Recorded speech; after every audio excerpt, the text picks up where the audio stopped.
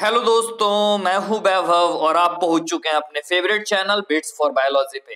तो आज के इस इंपॉर्टेंट वीडियो में बात करेंगे क्लास 11 की chapter number 22 chemical control and coordination. पिछले लेसन में हमने बात किया न्यूरल कंट्रोल एंड कोऑर्डिनेशन के बारे में, चैप्टर नंबर 21। तो आज हमारा बहुत ही important chapter NCERT page number 331 से लेकर 343 तक दे रखा है। एनसीईआरटी में हम एक एक चीज को जो एनसीईआरटी की है उसको समझने की यहाँ पे कोशिश करेंगे। तो सबसे पहले चैप्टर पढ़ने के पहले हम वेटेज देखें, पिछले सालों में इसके वेटेज क्या रहे हैं नीट में। 2013 में 2 क्वेश्चन, 14 में 2, 15 में 2, 16 और 17 में 3 क्वेश्चन पूछे गए, फिर 18 में 2 क्वेश्चन। तो मैं ओवरऑल एक मानकर चलूं कि 2 से 3 क्वेश्चन तो यहां से पूछे ही जाएंगे। तो काफी इंपॉर्टेंट ये टॉपिक है आपके लिए। टॉपिक इसमें मैंने 2 डिवाइड कर रखा है, एक तो ह्यूमन एंडोक्राइन सिस्टम पार्ट 1 और एक ह्यूमन एंडोक्राइन सिस्टम पार्ट 2।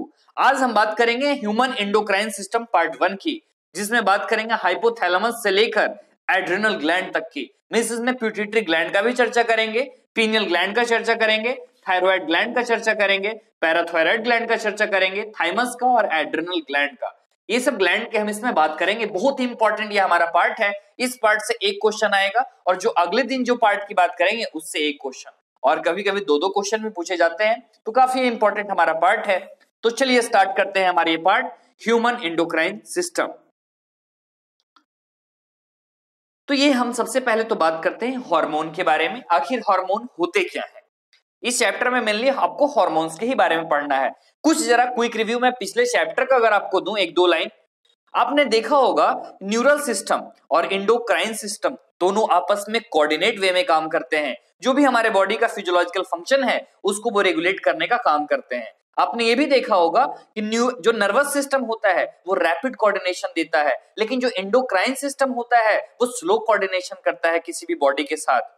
एक और चीज जो बात की है, जो न्यूरल कोऑर्डिनेशन होता है वो बहुत ही फास्ट होता है, लेकिन वो शॉर्ट लिव्ड होता है। लेकिन जो हम बात कर रहे हैं केमिकल कोऑर्डिनेशन की, जो हार्मोन के तरफ से होगा, जो डक्टलेस ग्लैंड की ओर से निकलेगा, मींस एंडोक्राइन ग्लैंड से निकलेगा। अब बात आती है एंडोक्राइन ग्लैंड क्या होता है और एक्सोक्राइन ग्लैंड क्या होता है, ये दोनों चीज। तो पहले हम हार्मोन को समझें। जो हार्मोन्स होते हैं, ये टर्म दिया था एक साइंटिस्ट ने, स्टार्लिंग। इसको प्राइमरी मैसेंजर या केमिकल मैसेंजर भी बोला जाता है। अब यहां पर बात आती है इंटरसेलुलर मैसेंजर। मैसेंजर बिल्कुल हाँ इंटरसेलुलर होगा, सेल के बीच का जो पार्ट होता है उसको हम इंटरसेलुलर बोलते हैं पार्ट। तो वहां पे इंटरसेलुलर मैसेंजर होगा क्योंकि वहां पे रिसेप्टर्स मौजूद होते हैं। रिसेप्टर्स का लोकेशन में बिल्कुल सेल का सरफेस है, और नहीं तो वो इंट्रासेलुलर होगा लोकेशन। ये आप बिल्कुल याद रखेंगे। तो हार्मोन्स कैसे हैं? नॉन न्यूट्रिएंट केमिकल्स होते हैं, न्यूट्रिएंट नहीं होता इनमें। Hormones are non nutrient chemicals. कहां होते हैं? तो इंट्रासेलुलर मैसेंजर्स होते हैं, जो कि फिजियोलॉजिकल प्रोसेस को किसी भी लिविंग ऑर्गेनिज्म में रेगुलेट करने का काम करते हैं। कहां काम करेंगे? किसी भी टारगेट सेल पे, किसी भी टिश्यूज पे या किसी भी ऑर्गन पे। आपको पता होगा एंडोक्राइन ग्लैंड डक्टलेस ग्लैंड होते हैं क्योंकि ये डायरेक्टली अपना जो भी हार्मोन है उसको ब्लड में पॉर करते हैं, और फिर वहां से ट्रांसपोर्टेशन चलता है जो भी डिस्टेंटली लोकेटेड ऑर्गन है, जो भी दूर में ऑर्गन है। एक और पढ़ते हैं हम एक्सोक्राइन ग्लैंड के बारे में। तो एक्सोक्राइन ग्लैंड से सिक्रीशन होता है, किसी भी एंजाइम वगैरह का सिक्रीशन हो सकता है, जैसे सलाइवा का सिक्रीशन हो सकता है। तो ये सब चीजें होती हैं एक्सोक्राइन ग्लैंड में, डक्ट में डायरेक्ट सिक्रीशन होता है। एंडोक्राइन ग्लैंड हमने देखा है, जो चैप्टर पढ़ने वाले हैं इसमें उसकी बात करेंगे। तो हम शुरुआत कर रहे हैं यहाँ पे हाइपोथैलेमस से। हमारा काफी इंपॉर्टेंट ये पार्ट है हाइपोथैलेमस। हमने हाइपोथैलेमस का फंक्शन देखा ही न्यूरल कोऑर्डिनेशन में। तो हाइपोथैलेमस का सबसे पहला जो चीज होता है, इसमें न्यूरोसेक्रेटरी सेल्स होते हैं जो कि हार्मोन्स को प्रोड्यूस करने का काम करते हैं। बहुत ही इंपॉर्टेंट पार्ट है ये, हम उसमें भी इसका बात कर चुके हैं। इसके बाद हार्मोन्स जो है वो रेगुलेट करते हैं जो भी पिट्यूटरी ग्लैंड से जो भी हार्मोन निकलेगा, ग्रोथ हार्मोन वगैरह है, बात करेंगे उसकी। तो जो भी हार्मोन निकलेगा उसको कंट्रोल करने का ये काम करता है। इसके बाद 2 तरह के हार्मोन्स रिलीज होते हैं। एक तो होता है रिलीजिंग हार्मोन। रिलीजिंग हार्मोन क्या करेगा? ये पिट्यूटरी हार्मोन जो है उसके सिक्रीशन को और स्टिमुलेट करने का काम करेगा। एग्जांपल है आपका GnRH, गोनेडोट्रोपिन रिलीजिंग हार्मोन। नाम है रिलीजिंग तो GnRH। इसके बाद है इनहिबिटिंग हार्मोन। ये इनहिबिट करेगा, जैसे पिट्यूटरी हार्मोन के सिक्रीशन को तो बढ़ाने का काम किया है ये रिलीजिंग हार्मोन, अब उसको रोकना भी तो है। तो काम करेगा कौन? Inhibitory hormones. तो इनहिबिटरी हार्मोन्स जो होते हैं पिट्यूटरी ग्लैंड के जो हार्मोन्स के सिक्रीशन है उनको रोकने का ये काम करेंगे। जैसे सोमेटोस्टेटिन है, वो क्या करेगा? ग्रोथ हार्मोन है, तो उसको इनहिबिट करने का वहां पे ये काम करेगा। तो बिल्कुल ऐसे ही काम ये चलता है। तो ये काफी इंपॉर्टेंट है ये हमारा इनहिबिटिंग हार्मोन। इसकी भी बात कर चुके हैं हम लोग। इसके आगे हम बात करते हैं, अब यहां पर देख रहे हैं आप प्यूटिटरी ग्लैंड के बारे में। अब हम देखें प्यूटिटरी ग्लैंड का लोकेशन क्या होता है, तो लोकेशन इसका सेला टर्सिका। हमारा जो ब्रेन में स्फेनोइड बोन होता है, बोन की चर्चा कर चुके हैं हम लोकोमोशन एंड मूवमेंट में, जो हमारा बोन होता है उसमें कैविटी होता है सेला टर्सिका, उसमें ही से सिचुएटेड होता है। अगर डेवलपमेंट के बेसिस पे देखें, जो प्यूटिटरी ग्लैंड जो होता है बिल्कुल इक्टोडर्मल होता है, इतना पार्ट हम कर चुके हैं बिल्कुल।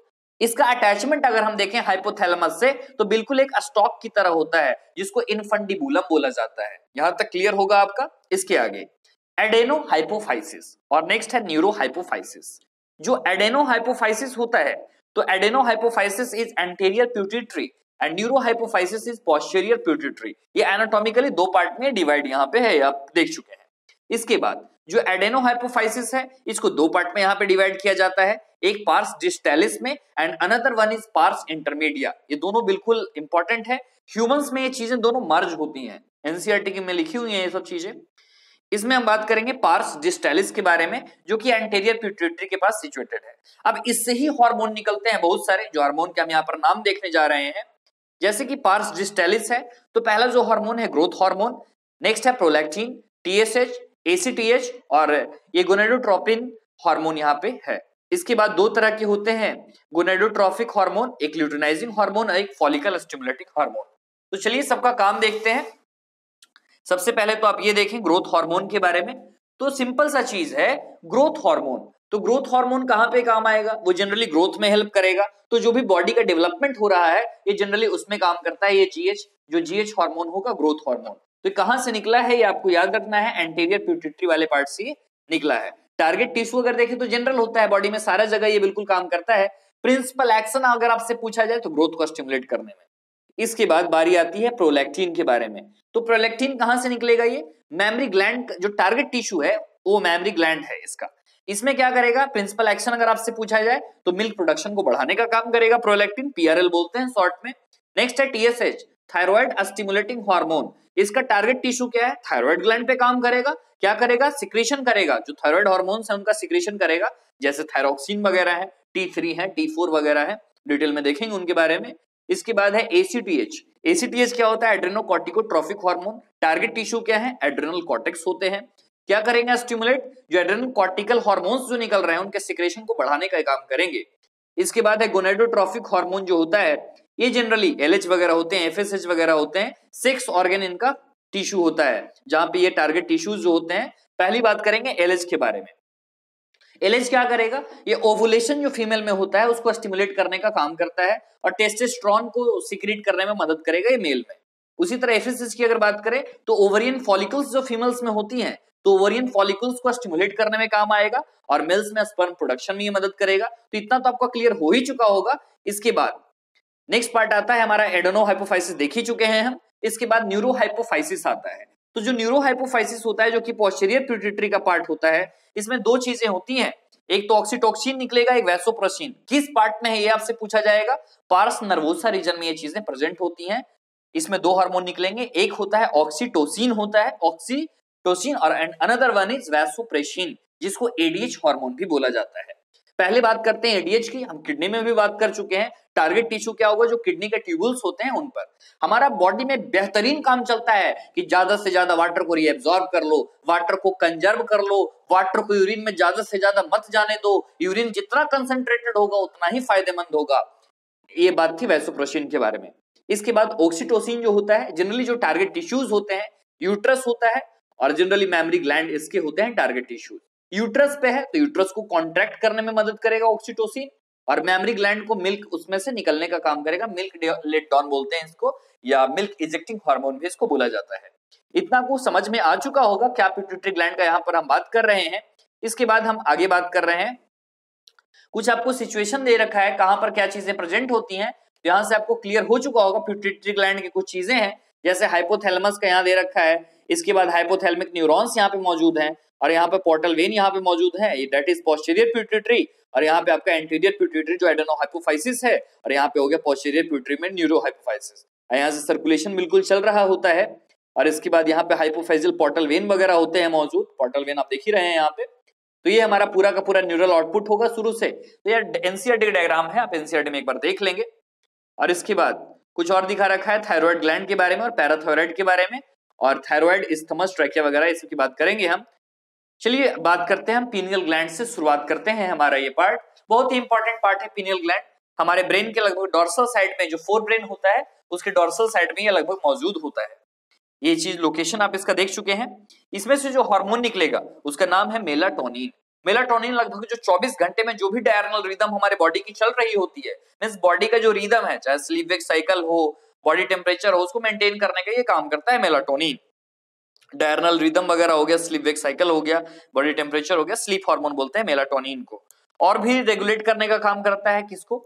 मेटाबॉलिज्म को, एनसीईआरटी की बिल्कुल लाइन है, पिगमेंटेशन को, मेंस्ट्रुअल साइकिल को, डिफेंस सिस्टम को। तो आप डीपीएमटी याद कर सकते हो, डी फॉर डायरनल, और पीएमटी आप याद रख सकते हो, P for pigmentation, M for menstrual cycle और मेटाबॉलिज्म दोनों हो जाएगा, टी फॉर टेम्परेचर और डी फॉर डिफेंस भी आप याद रख सकते हो। तो ये पूरा का पूरा पीनियल ग्लैंड का फंक्शन देख चुके हैं। इसके बाद हम बात करते हैं थायराइड ग्लैंड के बारे में। तो अगर थायराइड ग्लैंड का हम अगर पहले लोकेशन की बात करें तो जो दोनों ट्रैकिया होते हैं, तो जंक्शन जो होता है ट्रैकिया और लैरिंग्स का, वहां पे ये चीजें मौजूद होती हैं। लोकेशन बिल्कुल यही है। थायराइड ग्लैंड के बारे में तो आपको भी पता होगा, जो थायराइड ग्लैंड होते हैं सबसे लार्जेस्ट इंडोक्राइन ग्लैंड होते हैं हमारी बॉडी के। बाइलोब्ड ग्लैंड है। इस्थमस जो है वो लोब से कनेक्ट होते हैं। इस्थमस क्या है? थिन फ्लैप है कनेक्टिव टिश्यू का, वो आप डायग्राम देख ही रहे थे कुछ देर पहले। इसमें जो टिश्यूज होती हैं हर एक लोब में, फॉलिकल्स और स्ट्रोमल टिश्यू इसमें मौजूद होती हैं। इनमें से दो हार्मोन्स निकलते हैं, एक तो T3 हार्मोन होता है और एक T4 हार्मोन होता है। T3 हार्मोन को ट्राईआइडोथायरोनिन बोलते हैं और T4 को थायरोक्सिन या टेट्राआइडोथायरोनिन बोलेंगे। इसके बाद अगर डेफिशिएंसी हो जाती है, एनसीईआरटी में बड़ा ही खास किया है इस बार, जो जितनी भी डेफिशिएंसीज हैं सबको लिख रखा है उसने, तो हम डेफिशिएंसीज की सबसे लास्ट में बात करेंगे। अगर आयोडीन का लेवल बिल्कुल कम हो चुका है तो उसको होता है हाइपोसिक्रेशन में हाइपोथायराइडिज्म, जिसमें आयोडीन की डेफिशिएंसी हो जाती है, जिससे ग्वाइटर वगैरह हो जाता है। जो सिंपल ग्वाइटर होता है, मिक्सिडेमा वगैरह होता है, एडल्ट कंडीशन में ये सब चीजें आती हैं। इसके बाद अगर हाई लेवल है आयोडीन का, हाइपरसिक्रेशन अगर हो रहा है, तो हाइपरथायराइडिज्म का कंडीशन यहाँ देखने को मिलता है। लास्ट में देखेंगे एक जो थैलेमिक ग्वाइटर हो जाता है, ग्रेव्स डिजीज जिसको बोलते हैं। अब नेक्स्ट काम है, जो थायराइड हार्मोन होते हैं बड़ा ही इंपॉर्टेंट रोल होता है कार्बोहाइड्रेट, फैट और प्रोटीन के मेटाबॉलिज्म में, बॉडी में ये काम करते हैं। इनका और सिक्रीशन जो है थायरोकैल्सिटोनिन का सिक्रीशन करते हैं, जो कि कैल्शियम लेवल को ब्लड प्लाज्मा में कम करने का काम करता है। ये सब फंक्शन आप कुछ देख रहे थे थायराइड ग्लैंड के। और भी फंक्शन है, जैसे आप देख सकते हैं इंपॉर्टेंस जो थायरोक्सिन का है वो दे रखा है। Importance for growth of body, जो ग्रोथ है बॉडी का उसको मेंटेन करने में काम आता है। जो मेटामॉर्फोसिस है एम्फीबियंस में उनको काम आता है। बीएमआर जो बेसल मेटाबॉलिक रेट है उनको करेगा रेगुलेट, ठीक है। इसके बाद आरबीसी का सिंथेसिस मतलब इरिथ्रोपोएसिस में वो हेल्प करेगा।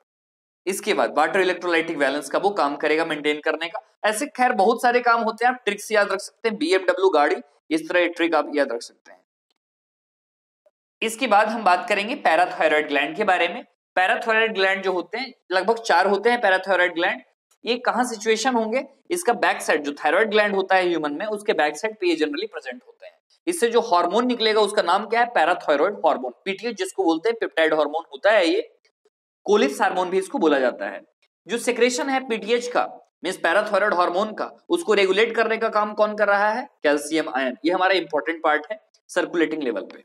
अगर हम कुछ फंक्शन देखें इसका, तो इंक्रीज करेगा कैल्शियम लेवल को ब्लड में, ये इंक्रीज करने का काम करता है, ये पहला इंपॉर्टेंट फंक्शन है। इसके बाद बोन्स पे भी इनका एक्शन होता है और बोन रीएब्जॉर्प्शन को, जो डिजोल्यूशन होता है या जिसको डिमिनरलाइजेशन बोलते हैं, तो उसको ये कंट्रोल करने का काम करता है। इसके बाद जो कैल्शियम आयन होते हैं उनका रीएब्जॉर्प्शन करने का काम करेगा रेनल ट्यूबुल से और डाइजेस्टेड फूड से। तो ये सब कुछ बातें थी। और भी चीजें हैं जैसे पीटीएच वगैरह, वो बहुत इंपॉर्टेंट रोल प्ले करते हैं कैल्शियम आयन बैलेंस में बॉडी का। पूछा जा चुका है क्वेश्चन, बहुत इंपॉर्टेंट है। डिसऑर्डर्स वगैरह भी है, हाइपर सिक्रेशन, हाइपोसिक्रेशन वगैरह, तो हम आगे देखेंगे डिसऑर्डर में। इसके बाद हम थाइमस की बात करते हैं। थाइमस का अगर पहले तो लोकेशन हम देखेंगे। थाइमस एक बायोलोबुलर स्ट्रक्चर होता है।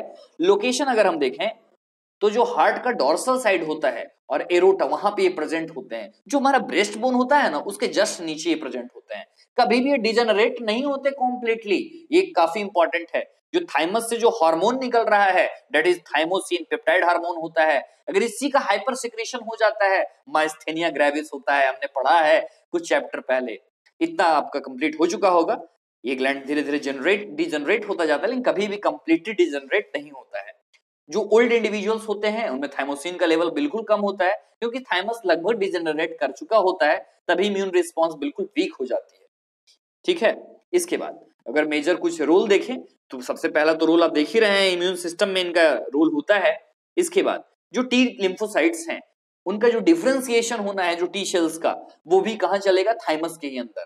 थाइमस को बोला जाता है training a school of T lymphocytes. तो इतना तो समझ में आ ही चुका होगा क्या काम यहाँ पर चलेगा, इसको थ्रोन ऑफ इम्यूनिटी भी बोला जाता है। इसके बाद ये प्रमोट करेंगे जो एंटीबॉडीज होते हैं उनके प्रोडक्शन को, क्योंकि ये ह्यूमरल इम्यूनिटी प्रोवाइड कराने का काम आता है। थाइमस अगर देखें तो बर्थ के समय ये बहुत ही बड़ा होता है, लेकिन धीरे धीरे एज के साथ ये धीरे धीरे घटता चला जाता है, तो प्यूबर्टी में ये स्मॉल साइज का बिल्कुल हो जाता है। इतना आप समझ चुके होंगे क्या चीजें मैंने आपको बताया है इसमें, तो काफी इंपॉर्टेंट पार्ट है। इसके बाद हम लास्ट ग्लैंड की बात करेंगे जो कि एड्रिनल ग्लैंड है। एड्रिनल ग्लैंड में दो चीजें जनरली होती हैं, एक कॉर्टेक्स रीजन होता है जो कि आउटर रीजन होता है, और सबसे जो लास्ट होता है वो होता है मेडुला रीजन। तो कॉर्टेक्स रीजन मेडुला रीजन आप जान ही रहे हैं। तो जो कॉर्टेक्स पार्ट होता है, बाहर का जो रीजन होता है, लगभग 80 to 90% पार्ट को ये कवर करता है, और जो मेडुला वाला पार्ट है लगभग 10 से 20% ये पार्ट को कवर करता है। जो कॉर्टेक्स पार्ट है मेजोडर्मल ओरिजिन का होता है, मेडुला जो है वो इक्टोडर्मल ओरिजिन का होता है। सबसे पहले हम बात करेंगे कॉर्टेक्स रीजन की। 3 लेयर इसमें मौजूद होते हैं, एक जोना ग्लोमेरुलोसा होता है, ठीक है ये। इसके बाद जो मिडिल लेयर होता है वो जोना फेसिकुलेटा होता है, और सबसे जो अंदर का जो लेयर होता है वो जोना रेटिकुलरिस होता है या जोना रेटिकुलेटा होता है। अब तीनों के काम क्या हैं वो आप गौर से सुनिएगा। पहला है जोना ग्लोमेरुलोसा, ठीक है, जो सबसे बाहर का जो लेयर होता है, ये जनरली मिनरलोकॉर्टिकॉइड सिक्रीट करने का ये काम करता है। इनमें काम क्या होगा, अल्डोस्टेरोन पे बिल्कुल यहाँ सिक्रेशन होता है। इनका काम क्या होगा, जो भी रेनल ट्यूबुल्स हैं उनको काम करेगा कि तुम ज्यादा से ज्यादा सोडियम आयन को, क्लोरीन क्लोराइड आयन को रीअब्सॉर्ब करने का काम करो, और एक्सक्रेशन को कंट्रोल करेगा पोटेशियम आयन के, और प्लाज्मा वगैरह जो है ये सबको मेंटेन करने का काम करेगा। इसको सॉल्ट रिटेनिंग हार्मोन भी बोला जाता है, ज्यादा से ज्यादा रीअब्सॉर्प्शन करो। इसके बाद जोना फेसिकुलेटा जो कि सिक्रीट करेंगे ग्लूकोकॉर्टिकॉइड्स, ठीक है। ये कंट्रोल किनके अंडर होता है, एसीटीएच के अंदर कंट्रोल होता है। जनरली आरबीसी प्रोडक्शन वगैरह की अगर बात की जाए तो यही इनमें कारगर होते हैं साबित। इसके बाद जोना रेटिकुलेटा ये सिक्रीट करेंगे सेक्सोकॉर्टिकॉइड्स का, जैसे एंड्रोजन वगैरह हो गए, ईस्ट्रोजन वगैरह हो गए। इनका जनरली काम होता है ना, जो भी एक्सियल हेयर है, प्यूबिक हेयर है, फेशियल हेयर है, उनको प्यूबर्टी के समय प्रोमोट करने का काम करता है, और भी जैसे कुछ भी सेकेंडरी सेक्सुअल कैरेक्टरिस्टिक्स हैं उनको प्रोमोट करने का ये काम करेगा। तो इतना एड्रेनल कॉर्टेक्स के बारे में आप समझ चुके होंगे। अब दूसरी पार्ट की हम बात कर रहे हैं, एड्रेनल मेडुला। मेडुला आपने देखा है 10 से 20% पार्ट है, काफी छोटा पार्ट है, ये हमारा सबसे मेजर पार्ट होता है। इसके बाद हम देख रहे हैं इसमें क्रोमैफिन सेल्स मौजूद होते हैं। बिल्कुल इनका जो कंट्रोल होता है वो सिंपैथेटिक नर्वस सिस्टम के हाथों में होता है। इनमें से जो सिक्रीट होते हैं जिनको बोला जाता है कैटेकोलामाइंस या इमरजेंसी हार्मोन बोला जाता है। दो तरह के हार्मोन इसमें से सिक्रीट होते हैं, ट्रिपल एफ हार्मोन भी इनको बोला जाता है, फाइट फ्लाइट फ्राइट, ठीक है। अब इनमें से दो हार्मोन है, एक एड्रेनलिन है और एक नॉर एड्रेनलिन है। एड्रेनलिन को ही एपिनेफ्रिन बोला जाता है और नॉर एड्रेनलिन को ही नॉर एपिनेफ्रिन बोला जाता है। इनका जनरली काम जो होता है, काम में एक बार में बता दूं क्या काम होता है। जैसे हार्ट बीट है, हार्ट बीट बढ़ाओ, बीपी बढ़ाओ, अलर्टनेस बढ़ाओ, प्यूपिलरी डायलेशन को बढ़ाओ, सेलिवेशन को घटाओ, पेरिस्टाल्सिस जो एलिमेंट्री कनाल है उसको घटाओ, ये सब जनरली कम करने का होता है दोनों का। तो इतना पार्ट आप देख चुके हैं। जैसे आप देख सकते हैं किडनी वाला पार्ट है, किडनी के ऊपर ये एड्रेनल ग्लैंड है आपका। एड्रेनल ग्लैंड के दो पार्ट हैं, एक तो कॉर्टेक्स वाला पार्ट हो गया और एक मेडुला वाला। अब बताओ कौन बड़ा, कॉर्टेक्स बड़ा या मेडुला बड़ा? तो कॉर्टेक्स बड़ा, 80 to 90% जो पार्ट होता है उसको ऑक्युपाई करने का काम करता है। आप देख सकते हैं डायग्राम में, ये पूरा का पूरा आपका मेडुला का जो पार्ट है उसको दिखा रखा है, ये नीचे का पार्ट है पूरा का पूरा। तो इतना आप समझ चुके होंगे कैसे ये चीजें चल रही हैं। तो ग्लोमेरुलसा है, फिर इसके बाद फेसिकुलेटा है, फिर रेटिकुलेटा है, और फिर लास्ट में मेडुला वाला पार्ट आ चुका है। इसके बाद ये आप देख ही चुके हैं कैटेकोलामाइंस के बारे में। ट्रिपल एफ हार्मोन मैंने आपको बताया ही, अलर्टनेस को इंक्रीज करने में, प्यूपिलरी डायलेशन में, पिलो इरेक्शन जब हमारे हेयर्स रोए खड़े हो जाते हैं जिनको बोलते हैं piloerection, heart beat, respiratory rate वगैरह को इंक्रीज करने में, ग्लूकोज, लिपिड्स और प्रोटीन के ब्रेकडाउन में इनका हेल्प होता है। आपको मैंने ग्लूकोकॉर्टिकॉइड्स के बारे में ज्यादातर फंक्शन बता दिए हैं। तो ग्लूकोकॉर्टिकॉइड्स में ज्यादातर जो काम करेगा ग्लूकोनियोजेनेसिस में काम करेगा। लाइपोलाइसिस में फैट को तोड़ने में, प्रोटीन को तोड़ने वगैरह में काम करेगा। इसके बाद अपटेक और यूटिलाइजेशन अमीनो एसिड्स में नियरली जनरली इंसुलिन के फंक्शन के बिल्कुल अपोजिट होते हैं, आपको समझ में आ रहा होगा। इसके बाद जो कार्डियोवैस्कुलर सिस्टम है उसको मेंटेन करने का काम करता है और किडनी के फंक्शन को, इम्यून सिस्टम को सप्रेस करेगा, इम्यून रिस्पॉन्स को, और एंटी इंफ्लेमेटरी रिएक्शन जैसे कॉर्टिसोल वगैरह है, आरबीसी की प्रोडक्शन को, जैसे एग्जांपल कॉर्टिसोल है। इसके बाद मिनरलोकॉर्टिकॉइड्स हैं, एग्जांपल कौन है, एल्डोस्टेरोन, इनमें काम करेगा, आपको बताया है मैंने, सोडियम और क्लोराइड आयन वगैरह में, और एक्सक्रीशन को स्टिमुलेट करेगा और इलेक्ट्रोलाइटिक बैलेंस को मेंटेन करने में, ऑस्मोटिक प्रेशर में और ब्लड प्रेशर को मेंटेन करने में काम करेगा। ये आपको सेक्सोकॉर्टिकॉइड्स मैंने बता ही दिया है शुरू में ही। तो इतनी हम बात कर चुके हैं एड्रेनल ग्लैंड तक। इसके आगे हम बात करेंगे अगली लेशन में पैनक्रियाज के बारे में, और जो भी और दे रखे हैं gonads, heart, kidney, GIT tract वगैरह, और लास्ट में जो भी मेम्ब्रेन का पार्ट है उसकी हम इसमें बात करेंगे। तो काफी इंपॉर्टेंट पार्ट है आपका, एक बार एनसीईआरटी से आप रिवीजन कर लीजिएगा, आपका सारा पार्ट कंप्लीट हो चुका है with in few minutes. Thank you for watching this video, have a nice day. अगले वीडियो में मिलते हैं फिर।